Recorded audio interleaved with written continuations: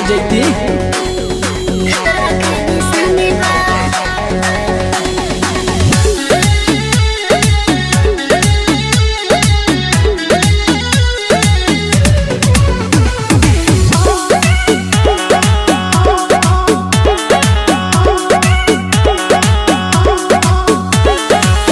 पातर पातर बातो हर कमरिया देखला बिना ना हटे नजरिया। अरे तू चीज ऐसन बाड़ू। हाँ।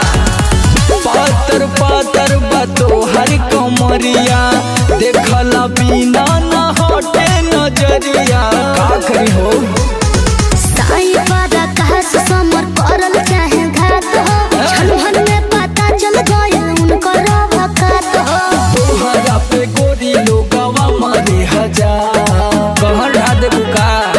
गजब के कमर कमाने बा सब के चढ़न जवाने बा ए हो मोरे राजा सब खतरा के निशाने बा। गजब के कमर कमाने बा सब के चढ़न जवाने बा ए हो मोरे राजा सब खतरा के निशाने बा।